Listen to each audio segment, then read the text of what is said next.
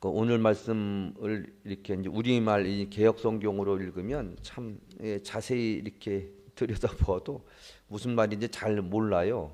그래서 제 얘기입니다. 표준 세번역을 읽으면 이제 풀어서 설명을 해서 이게 이제 무슨 말인지 조금 이해가 되는데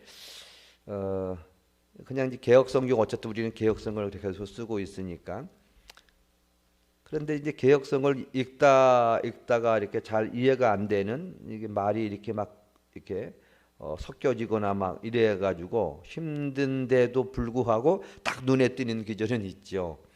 그게 뭐냐 하면 이제 구절에 내 은혜가 내게 족하도다. 그리고 너희는 내가 약한 그때의 강함이라. 이게 두 개 다 유명한 구절이기도 하고 노래로 지어지기도 하는 구절입니다.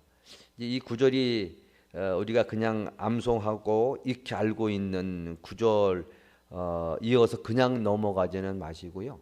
뭐 간단하게나마 이 구절이 나오게 된 배경은 어찌하든 이렇습니다. 고린도후서 계속 전체적인 문맥과 관련이 있는 건데요.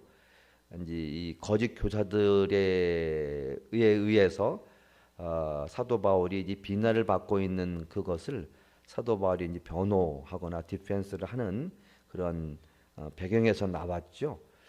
그러다 보니까 이제 사도 바울이 이제 삼층천, 소위 삼층천이라고 하는데 그런 간증도 나오게 되었고, 그리고 이제 그게 이제 얼마나 신비하고 놀라운 경험인지 그 일로 인해서 하나님께서 사도 바울이 자만해질까봐 사도 바울에게 평생 지고 가야 할 어떤 고통을 주실 정도였습니다. 그 육체의 가시라고 표현된 이것이 주석을 아무리 뒤져보아도 그 어떤 건지는 정확히 아는 사람은 아무도 없어요. 뭐 여러 개 썰이 이렇게 있어요. 어쨌든 분명한 것은 사도 바울에게 이것이 육체의 질병이라는 것은 여러 학자들의 그 공통된 답이에요. 육체의 질병. 그리고 이제 사단의 사자, 여기는 이제 육체의 가시, 그다음에 곧 사단의 사자, 사자는 메신저거든요. 그래서 이건 역시 이건 사람인데 사단을 통해서 누군가 이렇게 작동이 되고 있는 어떤 사도 바울을 괴롭히는 사람. 그래서 이거는 어떤 주석자는 이게 바로 육체의 가시, 본인의 질병이기도 하지만 또 얼핏 자신을 현재 고린도 교회 교회인들을 괴롭히고 그들을 거짓된 길로 인도하고 또 나에게도 역시 비난을 가해지는 그런 사람들 도 포함을 하고 있다라고들 이야기하고 있는 게 이제 성경 이렇게 해석하고 주석하는 사람들의 이제 결론입니다. 어쨌든 중요한 것은 이 육체의 가시 이게 얼마나 사도 바울을 고통스럽게 했는지 사도 바울이 그것 때문에 이제 하나님께 기도를 하죠. 그리고 기도를 3번이나 했는데도 그 병을 고치지를 못해요. 이러므로 인해서 사도 바울은 더 비난에 처해지게 되는데 어떤 비난에 처해지게 되냐면 소위 자신의 질병은 고치지를 못하는 카리스마라는 거죠. 그러니까 다른 사람은 막 고치고 뭐 심지어 죽은 사람까지도 살리는 기적의 사도 바울이 행하는데 정작 자신이 자신을 위해서 기도하는 것은 고치지 못해요. 그러니까 이게 참 사도 바울도 힘들었겠죠. 이게 얼마나 고통스러울까요? 본인이 본인 문제 해결하지 못하고 남을 상담한다? 이게 얼마나 고통스러웠을까요? 근데 다들 그러죠. 사실은 자기도 스스로 해결할 수 없는 문제를 누구나 하나쯤은 다 갖고 있고, 근데 그 하나인 그 문제가 자신의 직접 직업과도 관련이 있는 문제였을 때 참 그것은 그 사람에게 평생 지고 가야 할 짐이 되는 경우가 있죠. 상담학 박사가 자신의 집에 있는 자녀들 문제는 해결하지 못하거나 뭐 이런 문제들 많이 있을 것 아니겠습니까? 이거가 이제 오늘 우리가 이제 참 깊이 묵상을 해야 되는 말씀인데 우리가 한 가지 좀 놓친 것이 있어요. 이 말씀 묵상하다 보니 오늘 이 말씀에 이 반토막만 우리가 집중을 했던 것 같더라고요. 내 은혜가 내게 족하다 이렇게 되어 있는 요 구절만 이제 긴 구절 우리가 싫어해서 짧은 구절을 외우다 보니 짧은 구절만 알고 있는데 이 말씀이 뒤에 있는 구절과 함께 같이 어쨌든 하나님이 응답하신 응답은 반토막이 아니라 온전한 한나의 큰 문장이었거든요. 내 은혜가 네게 족하다. 이는 내 능력이 약한 데서 온전하지. 이게 이제 하나님의 총 응답인 거예요. 사도 바울이 3번 기도한 것에 대해서. 근데 중요한 게 우리가 잘핏 외우다 보니까 이 내라고 하는 것을 나가 아니고 하나님인데 가끔 혼동이 돼서 나로 알고 있어요. 내 은혜가 내게 족하다. 그렇죠? 네 우리말 발음이 영어 발음은 you 이렇게 돼 있는데 이거 완전 다르거든요. 우리말 발음은 거의 비슷해요. 그래서 이 말씀을 글로 묵상하지 않고 들으는 것으로 묵상하는 사람들은 내 은혜가 내게 좋고 이거 말도 되거든요. 충분히 말이 돼요. 근데 이게 여기에 내는 나가 아니고 하나님이시거든요. 하나님께서 내 은혜가 내가 네한테 베풀어준 은혜가 사실 어쨌든 의미는 통하는데 정확한 뜻은 하나님이에요. 하나님의 은혜가 네게 족하다. 그리고 내 능력은 약한 데서 온전해진다. 이거예요. 그래서 하나님이세요. 자, 이게 이제 우리가 오늘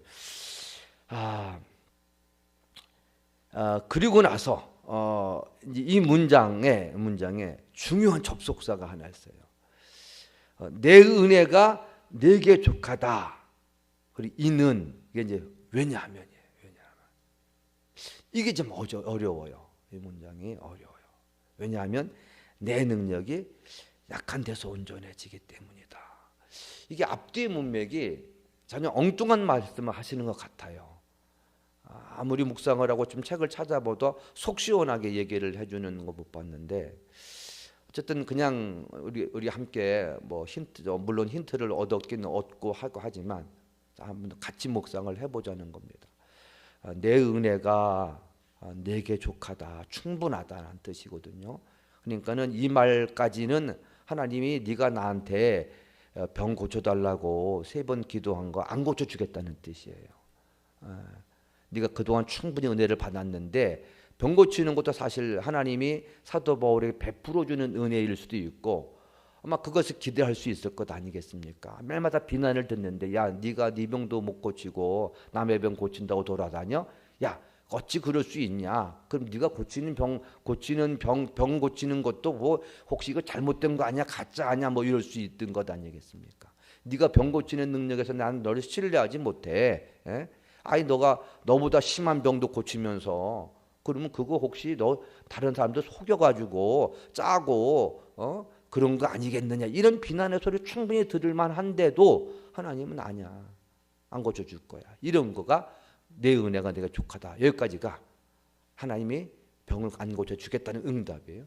근데 왜냐하면 이게 이제 되게 중요해요. 왜냐하면 내 능력은 약한 데가 뭐죠? 사도 바울이 병이죠. 사도 바울이 병이에요. 약한 데서 온전해진다는 뜻이 perfect라는 말인데 이게 이제 finish 이루어진다는 뜻이에요. 약한 데서 이루어지는 거예요. 하나님의 뜻이 또 하나님의 은혜가 약한 데서 온전해진다. 이게 굉장히 어려운 말이에요. 굉장히 어려운 말이에요. 이거를 어떤 식으로 표현을 할 수 있냐면 뭐 역설이라고 표현할 수 있겠죠. 아닌 것 같은데 아닌 것으로 이야기하는데 긴 것 뭐 이렇게 한가요? 패러독스 역설이라고 하는 뭐 주는 기쁨 뭐 이것도 그런 거예요. 뭐 어떤 그런 역설 많죠. 갑자기 생각이 안 나는데 근데 이 말씀이 저와 여러분의 삶 속에 오늘 굉장히 중요한 것 같아요. 사도 바울이 고통 가운데 있어서 그 고통에 대해서 하나님께 낫기를 구했더니 하나님 안 고쳐주는 거예요. 그러면서 하시는 말씀이 내 은혜가 너한테 좋게 왜냐하면 내 능력은 아주 약한 데서 온전히 이루어지는 법이거든. 그러니까 너는 계속 그 약한 데서 살아라. 그런데 약한 데서 살게 된다는 것은 네가 곧 평생 그 병을 짊어지고 죽기까지 갈 거야. 그래서 평생 그 병 때문에 고통을 당하고 힘들어하고 병 때문에 아무것도 못할 것 같으지. 아니야. 거기서 내 능력이 나타나는 거야. 이거거든요. 그래서 저희가 이 말에 앞뒤 문맥을 잘 모르겠어요. 뭐 패러독스나 모르겠어요. 근데 한 가지 분명한 것은 하나님이 그렇게 하신다는 거예요. 하나님 왜 그러시지? 이런 문제, 이런 질문을 할 수는 있어요. 왜 그런 방식으로 하시지? 그런데 하나님이 정하신 것 같아요. 하나님이 자신의 능력을 나타내는 방식을 약한 데서 이루어지는 거. 약한 데서. 근데 성경 역사를 가만히 보면 하나님의 역사는 늘 그러셨던 것 같아요. 안 그러신 경우도 있었어요. 근데 그러신 경우는 대표적으로 예를 들면 기드온의 300명 역사였어요. 12만 5천 명을 앞에 둔 이스라엘 백성들의 입장에서 더 군의를 더 많이 기르고 양성을 하고 그와 비슷하게 숫자를 맞춰야 돼요. 그래야지 겨우 맘먹고 싸울 수 있을까 말까. 그런데 이 미디안 족속은 이 12만 5천 명의 뭐 메뚜기처럼 퍼져 있는데 하나님이 하시는 방식, 그들을 이기는 방식은 뭐냐면 오히려 인원을 줄이는 방식. 최초에 모였던 3만 2천 명도 아직은 모자라거든요. 그런데도 불구하고 하나님은 더 숫자를 더 줄여가지고 아예 없는 것과 같은 숫자를 만드셨어요. 300명. 생각해 보세요. 12만 5천 명과 300명. 이게 말이 되는 거예요. 스모 선수하고 이 갓난아기를 이렇게 앞에 두고 있는 것과 같은 건데 말이 안 되는 상황이거든요. 근데 이 상황을 하나님이 이기게 하셔요. 성경의 역사를 보면 하나님의 자신의 능력을 드러내는 방식은 약한 데서였어요. 약한 데서. 이게 두 가지가 결과가 오는데 하나는 하나님 자신의 능력을 드러내는 방식이에요. 사실은 먼저는 하나님 영광을 받으셔야 돼요. 이 말씀을 드리면 하나님은 특히 개인 중심적이세요.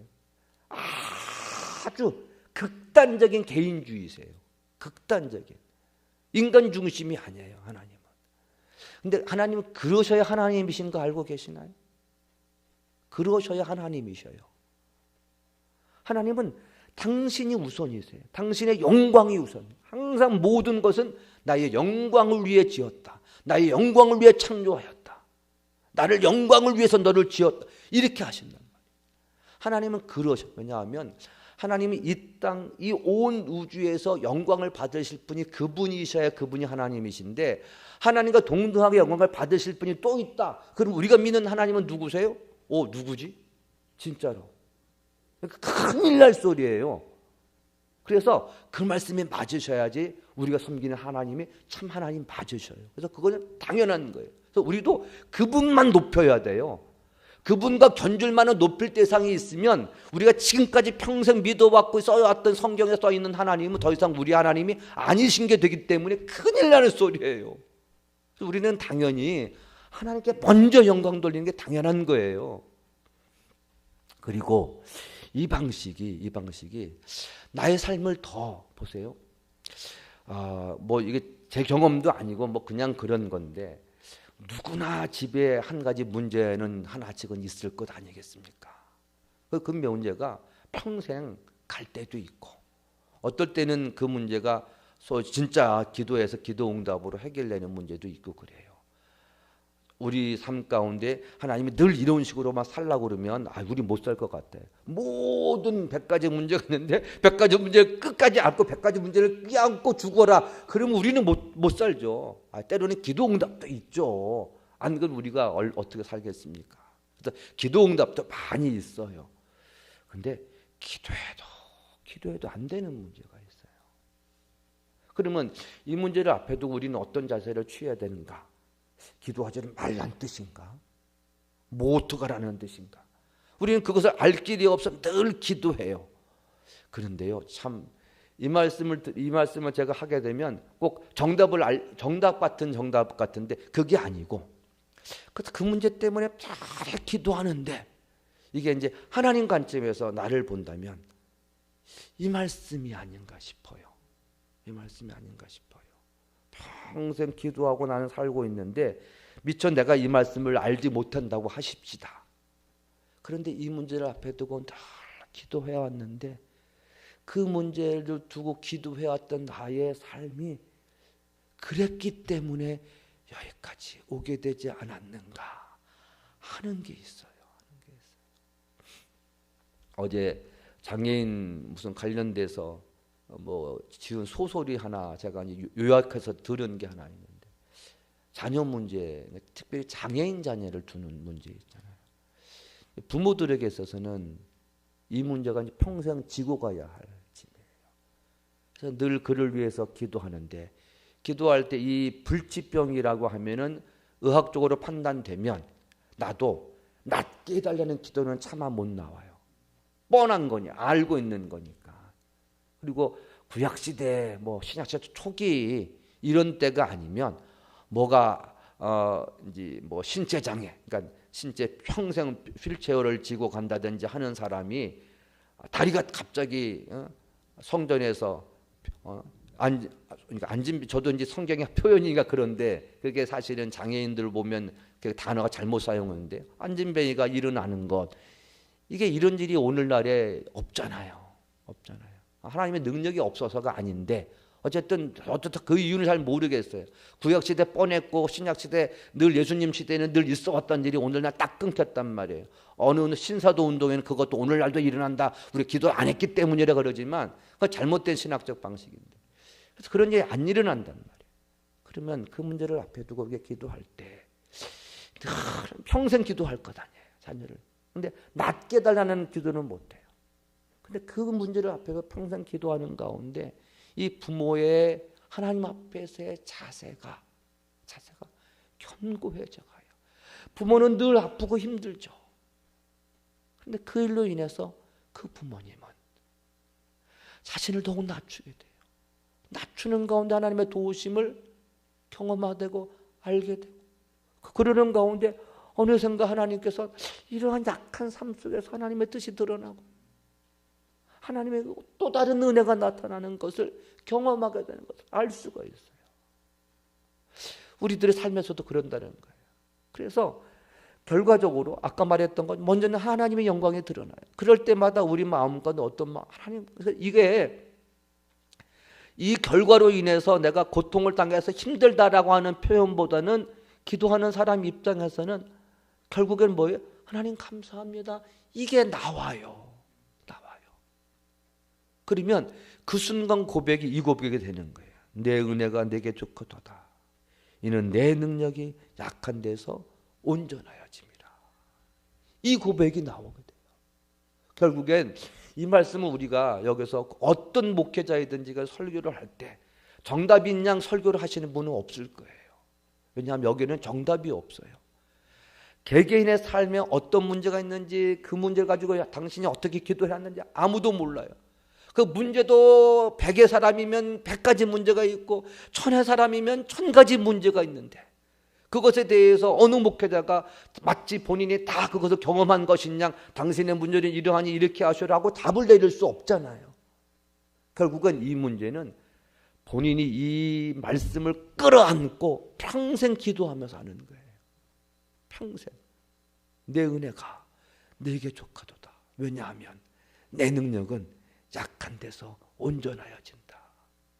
그래서 이 말씀에 대한 주석이 없는 이유가, 지금 말씀을 드린다면 아마도 이거는 주석할 수 없는 내용이 아닌가 싶어요. 이게 이는이 왜냐하면이라는 뜻이고 내 은혜는 마이 그레이스라는 뭐 이거는 주석에 나오지만 이것에 대한 적용이나 이것에 대한 설명이나 이것에 대한 설교는 어느 누구든 정답이라고 내리는 목회자는 아무도 없을 것이고, 우리 모두가 저 역시 이 문제를 끌어안고 이 말씀을 끌어안고 평생 기도하면서 하나님의 뜻을 발견하고 그럴 때마다 하나님께 감사하고 그래서 이렇구나라고 밖에는 이해가 안 되는 말씀이어서 이 말씀이 굉장히 깊다는 거예요. 신묘막측하다는 말 표현이 여기서 나오는 것 같아요. 저도 이 말씀을 지금 드리고 있는 것이 내 삶의 경험을 지금 이렇게 생각을 하며 말씀을 드리는, 톡 꼬집어서가 아니고 지금까지 내가 여기까지 살아오고 내 자녀 문제, 내 가정 문제를 이렇게 생각을 해보면 이렇게밖에 얘기가 안 되는 건데, 저도 이 문제를 가지고 요 문장, 내 은혜가 내게 족하도다 이는 내 능력이 약한 데서 온전하여 짐이라 하는 이것을 말로 쓰고 아니라 내 가슴에서, 내 마음에서 이렇게 고백으로 이렇게 나오는 표현이 된다는 거예요. 어떤 것은 말로 탁 내뱉으면 이게 제가 이게 외웠던 건데 다 잊어버렸네. 도가의 첫 번째나 말로 하면 더 이상 도가 아니다. 있어요. 그것처럼 이런 말씀도 이 말의 자세에서 툭 던지는 표현이 오히려 얇고 지식이 옅은 것 같아요. 그런데 이것을 깊이 마음가운데 깨닫고 이것을 그냥 느끼는 사람은 알 수 있는 말씀, 이 말씀인 것 같아요. 아마 오늘 우리의 삶 가운데 지금까지 구하고 지금까지 기도하는 어떤 문제가 있을 겁니다. 그럼 그것이 과연 이 말씀과 어울리는 기도의 제목인지 한번 생각해 보시지 않겠습니까? 그리고 우리가 그것에 대해서 문제의 방향과 시각을 달리 가져야 되지 않느냐 할까 하는 문제가 혹 있지 않을까요?